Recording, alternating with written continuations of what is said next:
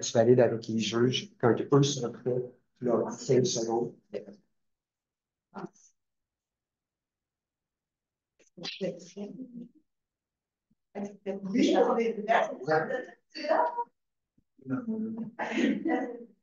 Bonjour. Vous étiez concentrés, c'est correct, ça? On va bien. Oui. Bonjour, Michel. Bonjour, on n'a pas le droit de dire qu'on est non, mais j'ai pas demandé. Donc, c'est ça, exactement.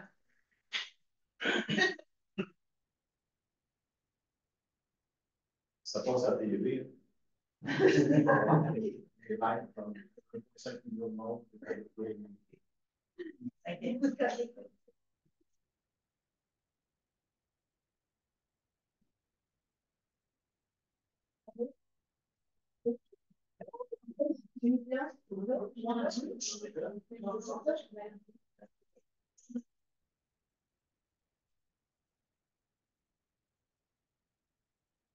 Donc, bonjour à tous. Pour départ. Alors, bonjour. La suite de la présentation va se situer entre 13 et 15 minutes. Un point sera déduit par tranche de 30 secondes manquantes ou supplémentaires. Tous les membres de l'équipe doivent parler pendant la présentation. Si cela n'est pas respecté, une pénalité de 5 points sera retranchée à la fin. Tout au long de la présentation, je présenterai des cartons dans les airs afin de montrer le temps restant. Je présenterai un carton lorsqu'il restera 10 minutes, 5 minutes, 1 minute, ainsi que le dernier carton lorsqu'il restera 30 secondes. Je ferai un décompte à l'aide de mes mains pour les 10 dernières secondes de la présentation. La présentation sera suivie par une période de questions des juges de durée maximale de 5 minutes. Vous êtes évalué dès le début jusqu'au dernier moment avec les juges dans la salle de présentation.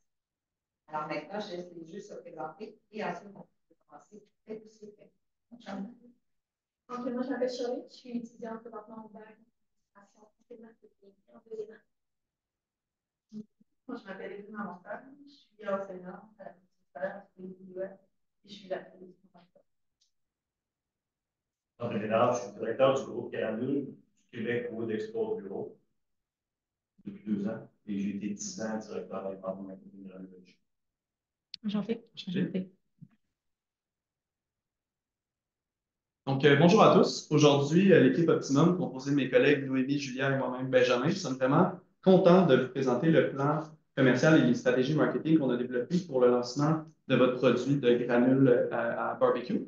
Vous avez vraiment eu des excellents succès dans le passé avec vos produits, tous les produits que vous avez développés pour les marchés B2B, vente aux entreprises. Puis on pense vraiment avoir développé des stratégies puis un plan global qui va assurer le même succès pour la vente aux consommateurs avec les granules à barbecue. Donc, aujourd'hui, on va commencer par un rappel du mandat. Ensuite, une analyse de l'environnement interne-externe qu'on a fait de l'entreprise et de la situation actuelle, la clientèle cible, les stratégies qu'on a développées, puis ensuite, calendrier, budget et les résultats attendus. Donc, le mandat, c'était vraiment d'assurer la mise en marché des produits à granules à barbecue.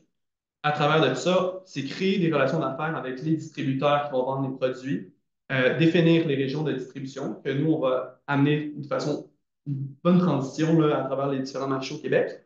Ensuite, cibler la clientèle et déterminer comment la rejoindre, la clientèle qu'on veut viser avec les produits, puis définir la stratégie de lancement. Les objectifs que nous, on a posés pour le lancement, c'est vraiment de faire des ventes de 1 500 $ de granules en barbecue pour l'année 2024 qui va se poursuivre ensuite sur 3 ans à 5 000 sacs par année après 2026. Donc, on veut qu'en 2026, on atteigne les 5 000 sacs de vente. Donc, pour l'analyse de l'environnement, en globalité, là, on va vraiment aller chercher là, des éléments clés. Donc, pour les forces, c'est l'image de marque qui est distinguée. Donc, vous ne ressemblez pas à vos concurrents, c'est vraiment une force pour vous. Ensuite, pour les défis internes, la production en grande quantité peut être un danger au court terme, puisque le produit n'est pas encore sur le marché, ça peut vraiment être une difficulté. Puis, pour l'opportunité, c'est un marché en développement, il faut être un précurseur de ce produit-là. C'est vraiment quelque chose d'intéressant dans la région. Puis, pour les défis externes, ça va être l'approvisionnement limité, pardon, qui va aussi limiter l'expansion de l'entreprise. Pour la clientèle cible, on a vraiment formé un persona qui représente globalement la clientèle qu'on veut cibler. Donc, on a Martin, il a 48 ans, il travaille en construction, c'est un contremaître, c'est lui qui gère les affaires. Donc, lui, il conduit un pick-up, c'est important dans son personnage. Puis, ses intérêts, c'est le sport. Il y a une petite ligue de gage avec ses chums de gars, il joue le jeudi soir tout le temps, il parle avec eux, il jase, il chasse et il aime ça, faire du barbecue. Pour les valeurs, c'est le terroir. Donc, lui, il va préférer l'achat local. Puis, il y a les valeurs familiales aussi. Et la qualité. Il recherche ça. Il vient de la génération X. Donc, on sait vraiment là, que c'est ça qu'il veut. Donc, la première stratégie va vraiment toucher à l'aspect distribution du produit quand on va faire le lancement. Donc, on croit que la meilleure méthode, ça va vraiment être de cibler des locaux qui sont spécialisés, qui vont vraiment aller chercher Martin. C'est un endroit où que Martin va vraiment venir consommer. On va y revenir un petit peu après. On vous propose de vraiment s'attaquer sur le marché québécois pour commencer. On pense que, étant donné que le marché aux États-Unis, c'est déjà un peu saturé, puis on veut vraiment venir lancer le produit, puis s'attaquer aux clients, puis vraiment venir le chercher spécifiquement, puis après ça, on pourra développer les marchés un petit peu plus tard sur les autres régions. Donc, comme je dis, un lancement qui va être progressif sur 3 ans. Puis, on pense qu'à la fin du 3 ans, on va vraiment vous proposer une méthode qui va être en mesure de s'assurer que toutes les marques des régions connaissent le produit, le consomment et assurer le succès vraiment comme ça. Donc, les marchés spécialisés, on va venir premièrement commencer avec les boucheries locales. Ça rappelle un peu aussi les valeurs de Martin qui va être l'aspect du terroir, les produits de qualité. Fait des boucheries comme ça, c'est là qu'on va vraiment venir chercher les aliments de qualité qui vont être ensuite utilisés dans les fumoirs. Les boucheries locaux comme ça, les régions que nous, on cible, ça va vraiment être comme le Saguenay-Lac-Saint-Jean, Québec et ses banlieues, Tadoussac, Lévis. Donc, en commençant par là, on va cibler vraiment les boucheries qui sont des boucheries spécifiques dans les villes, par exemple comme la boucherie Beauchemin au nord de Québec, qui propose des produits vraiment de qualité, des viandes de qualité. Puis on pense que les clients comme Martin qui vont vouloir en mettre en fumoir des beaux produits comme ça pour aller chercher ensuite les granules de qualité que vous proposez comme lancement. Ensuite de ça, les magasins de foyer barbecue, on en cible 4 à travers les régions que je viens de vous dire. C'est là, en fait, que le client va aller acheter son fumoir avant le début de la saison. Donc, en mettant le produit dans ses pattes, si on veut, il va vraiment voir le produit puis vouloir possiblement l'acheter à l'achat de son fumoir également. Donc, on commence là aussi tout de suite dans la vision du client, dans la vision de Martin. Ensuite de ça, des détaillants spécialisés de chasse et pêche. On a choisi Cell. On pense que c'est là, mettons, le client qui va faire la chasse et pêche, va aller acheter ses équipements, par exemple. Donc, on veut se mettre encore une fois dans les pattes du client pour lui proposer le produit de la meilleure qualité qui va mettre autant d'efforts à obtenir dans la chasse ou la pêche, par exemple. Donc, voilà, etc. Pour la deuxième stratégie, ça va être la communication. On veut se faire entendre par Martin. Donc, on va aller à la radio. Il y a FM 93, qui est une radio de Québec, qui propose une émission qui s'appelle le Hockey des Canadiens. Pardon. Donc, avec Martin Maguire et Danny Dubé. Ça, Martin écoute ça. Dans son auto, en allant travailler ou en route vers le hockey, il va aussi parler des analyses à ses chums de gars. Ça, c'est où cibler Martin. On veut 4 publicités de 15 secondes par jour pendant mars, avril et mai. Bien entendu, là, on finit la saison de hockey. En mars, on veut vraiment aller chercher les émissions, ceux qui vont écouter pour des analyses d'échange. Puis en avril, ça va être pendant les séries et mars, ça va être d'autres analyses que les commentateurs vont proposer. Le message, on veut vraiment faire comprendre l'héritage et l'expertise de votre entreprise. On veut aussi faire connaître la qualité et la saveur, les saveurs supérieures que vous proposez avec vos produits. Puis, on veut vraiment mettre l'emphase sur le fait que c'est un produit d'ici. Donc, Martin va être attiré par ça. C'est environ 250 par apparition. On en veut 4 par jour pendant 3 mois. Ça revient à un budget environ de 50 000 pour la radio au complet. Mais ça, comme j'ai dit, c'est dilué différemment parmi les mois. Donc, pour la troisième stratégie, on s'est dit comment est-ce que Martin va pouvoir goûter aux produits? Comment est-ce qu'il va pouvoir tomber en amour avec les produits de granules qui vont venir donner vraiment la saveur fumée à sa viande? Puis, on s'est rendu compte que Martin, fin mars, lui, il se dirigeait au salon plein air, chasse, pêche et camping de Québec avec ses chums. On va avoir un kiosque là. Yves Martin, il visite aussi le Festibiaire de Québec pour aller découvrir là, les nouveautés en bière, parce que c'est aussi un amateur de bière locale. Donc, à ces 2 endroits-là, on veut aller se positionner avec un kiosque de présentation et de démonstration des produits. On veut aller chercher nos martins par le ventre, par le nez. On veut que ça sente le fumet. On veut que les gens puissent goûter la viande pour qu'ils puissent ensuite tomber en amour avec les granules et les racheter année après année pour fumer leurs morceaux de viande, pardon. Donc, cette stratégie-là, je pense ça va nous coûter environ un 40 000 $. On a compris là-dedans tout ce qui est kiosque, tout ce qui est les banderoles reliées à ça, les consommables, donc la viande pour les échantillons ainsi que les granules. On a compté aussi les emplacements dans ces événements-là. Donc, on pense que ça va vraiment venir solidifier le marché. Et puis, si les clients tombent en amour avec notre produit, à long terme, ils vont continuer à le racheter année après année. Et on veut vraiment vous développer une clientèle qui va être durable, dans le fond, pour des stratégies qui ne vont pas juste marcher cette année, mais qui vont aussi marcher pour les 10 prochaines années. Pour ce qui est du calendrier, de la manière qu'on a réparti ça, ici, on parle pour 2024, mais on pense que les mêmes stratégies peuvent faire transition vers 2025 et 2026 également. Donc, en mars, on parle du salon de plein air. On parle aussi des messages à la radio. Ensuite de ça, en avril, on poursuit les messages à la radio jusqu'en mai. En mai, on a le lancement des produits chez les distributeurs que Benjamin vous a présenté auparavant. Juin, on parle d'étalage promotionnel dans nos distributeurs. Donc, c'est compris dans notre budget. On veut des positionnements stratégiques. On veut être dans les pattes des martins. Donc, ça se poursuit jusqu'en juillet. En août, on termine ça en force avec le festiviaire et encore, bien sûr, les étalages promotionnels chez nos distributeurs. Donc, pour ce qui est du budget, on parle d'un budget total d'environ 150 000 $ pour la première année avec nos stratégies marketing. On a rajouté un 10 000 $ en fait pour venir ajuster si jamais on a des stratégies qui vont coûter un petit peu plus cher. On va pouvoir ajuster comme ça, puis on est sûr de rentrer dans le 150 000 $. Au niveau de la rentabilité, c'est sûr qu'on est dans une période de lancement. Donc, c'est normal que les premières années qu'on va faire les stratégies marketing, qu'on va lancer le produit, on soit un petit peu en déficit pour le lancement du produit. C'est normal.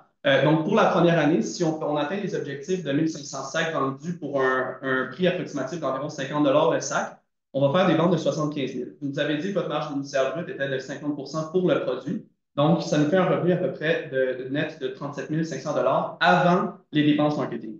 Donc, c'est sûr que si on compare le 37 500 $ avec les dépenses de 150 000 en marketing pour la première année, évidemment qu'on est vraiment nivelé vers le bas au niveau des revenus. Sauf qu'à travers les années, on va augmenter les quantités de sacs vendus, puis ça va venir partialiser, puis même dépasser dans la troisième année, faire des ventes approximatives de 300 000 $ avec un revenu net d'environ 150 000. Si on inclut le 100 000 que vous avez aussi mis pour développer le produit, développer l'image du produit, tout ça, on est plus proche de la quatrième année pour le point mort. On va venir rentabiliser le produit. Fait qu'en 4 ans, on pense que c'est quand même justifié. Puis en plus, comme on a dit, nos stratégies, c'est des stratégies qui se développent vraiment à long terme. Donc, votre client, c'est-à-dire, va être attaché au produit. Donc, éventuellement, les stratégies marketing, les dépenses vont pouvoir être diminuées, mais on va continuer d'avoir des ventes qui sont très fortes. Puis, ça va rentabiliser vraiment là, sur le long terme, après le 3 ans. Maintenant, on va vous faire un petit résumé de nos stratégies. Premièrement, qui on vise? On vise des martins. Les martins représentent une clientèle qui est haut de gamme. On sait qu'il y a certains concurrents déjà dans le marché québécois. C'est pour ça qu'on vient chercher un marché de niche un petit peu plus haut de gamme. Ça vous permet aussi de maintenir votre marge bénéficiaire brute élevée que vous avez en ce moment avec vos autres produits. Dans le fond, ça vous permet de garder le prix qui est un petit peu plus élevé pour aller chercher ce profit-là. Ça vous permet aussi de gérer un petit peu la demande. On sait que la demande est élevée pour l'approvisionnement et la production que vous avez en ce moment. Donc, en allant chercher ce marché de niche-là, on vient s'assurer de ne pas être trop gourmand et d'avoir une demande trop importante et de là créer des ruptures de stock par rapport aux produits. Donc, tout ça, ces stratégies-là, en 2024, la première stratégie, on a parlé d'une vente de 1500 sacs dans 15 points de vente à travers les régions du Québec et plus au nord. Ensuite, la stratégie 2, ça va apporter, faire connaître et faire comprendre le produit. Quand les gens vont l'entendre à la radio, ensuite de ça, quand ils vont aller chez leur distributeur, ils vont reconnaître le produit, ils vont savoir qu'ils ont entendu cette publicité-là en vente. Stratégie 3, on veut rejoindre avec nos 2 événements environ 3 000 à 5 000 consommateurs cibles. Donc, on ne parle pas de n'importe qui, on parle des consommateurs qui, selon nous, vont être ceux qui vont acheter le produit. Donc, c'est très, très ciblé. Ensuite de ça, ça va vraiment faire aimer le produit. Comme j'ai dit tantôt, on va chercher les gens par le ventre, par le nez. C'est toujours gagnant. Donc, ensuite, 2026, on parle d'une augmentation de 5000 sacs de vente, donc dans 25 points de vente. Comme on vous parlait, on parle ici d'une augmentation graduelle, donc dans le temps. On peut aussi tester, dans le fond, le marché, puis savoir comprendre qu'est-ce qui fonctionne pour développer les stratégies. Tout ça va nous apporter en 2026 vers plus proche de la rentabilité. Donc, on pense que pour répondre, dans le fond, aux questions que vous nous aviez posées, on devrait vraiment se concentrer sur le marché québécois. On devrait être les premiers dans le marché québécois.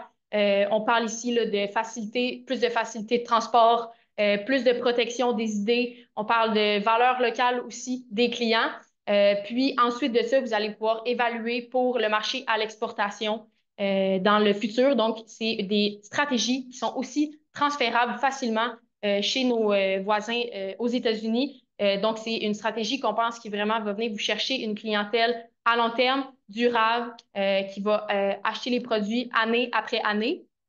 Puis, c'est ça. Ouais. Merci pour votre écoute.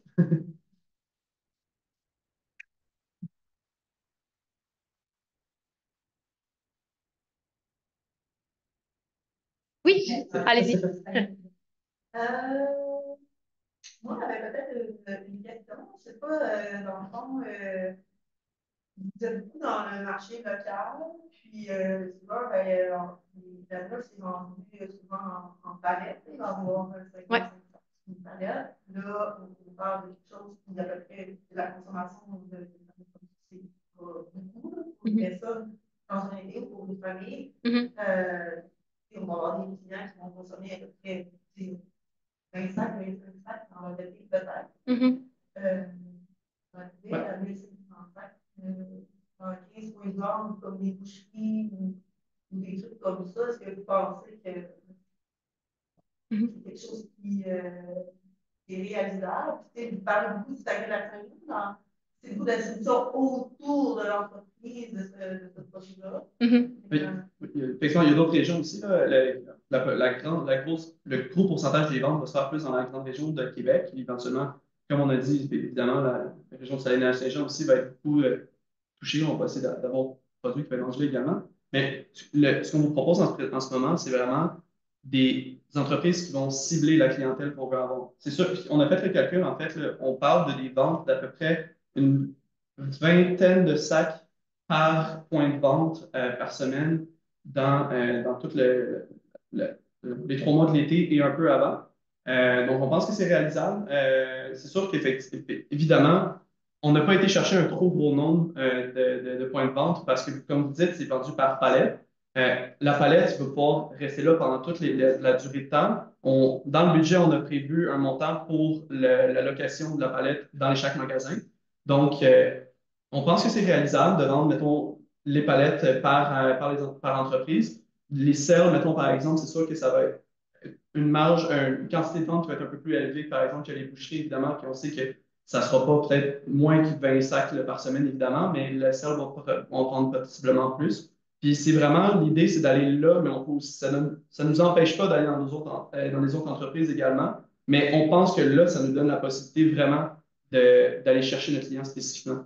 Puis vous réalisez, donc, ça veut dire qu'il va porter quelque chose comme un peu de business, il va porter 20 sacs là, 20 sacs là, 20 sacs là, 20 sacs là, vous voulez déjà aller les chercher parce que ce n'est pas un distributeur. Granulogie, c'est un producteur. Ouais. Il produit, il granule, il envoie ça. Et habituellement, c'est des grosses chaînes qui vont acheter. S'il y a des petits. Après ça, ils peuvent acheter des palettes, les séparer, les envoyer dans différents endroits. Ils peuvent acheter une vanne. À la palette, c'est plus dans le local, comment on bouffe, c'est les gens qui viennent les chercher, ils s'occupent de leur propre transport. Quand ça part ailleurs, ben, c'est des vannes, de ça. Alors, c'est ça, je mettais ça sur un peu de 20 là. C'est sûr qu'on vise, mettons, une distribution pour tout l'été. Donc, on prend en compte qu'ils vont en garder en inventaire assez. Fait que, mettons qu'on fait les 20 sacs par semaine pour les 3 mois. On parle déjà d'une livraison en plus grande quantité. On parle aussi ici de stratégies qui sont facilement transférables. Donc, si on se rend compte que la première année, c'est garder certaines régions, c'est un petit peu trop conservateur, facilement, on peut transférer les mêmes stratégies de communication un peu plus au sud. On peut migrer vers du Boucherville, Brossard, les banlieues autour de Montréal, vers là. Aussi, on a analysé la stratégie d'aller vers des gros détaillants. On pense qu'on rentre directement en contact avec la concurrence dans ces points de vente-là. C'est là, on va aller chercher une concurrence qui est un petit peu moins haut de gamme, un petit peu plus globale, là, si on parle de tout ce qui est les quincailleries, mettons les Canadiens Tire de ce monde, tout ça. Puis, il y a moins aussi la valeur locale du détaillant. C'est pour ça qu'on veut viser les un petit peu plus petits points de vente parce qu'on pense qu'on va pouvoir aller cibler plus de personnes. Donc, on pense que ça va être une stratégie plus efficace pour créer une image de marque globale et durable dans le temps, puis vraiment aller développer ce marché de niche-là qui est pour l'instant inoccupé dans le fond. Je demanderais les trois de prendre un très grand esprit. Ce ne sera pas du tout négatif ce que je veux faire. Je veux juste vous donner une chance de me dire que vous avez bien compris. Granule LG fait combien de tonnes? La production globale avec tous les produits, on parle de 110 000 tonnes. Ça donne à peu près combien de chiffres d'affaires? 25 millions, je pense. 25 millions, je pense. Le mandat, c'était 1500 à 5000 tonnes. Il y a combien de sacs dans une tonne? Terminé.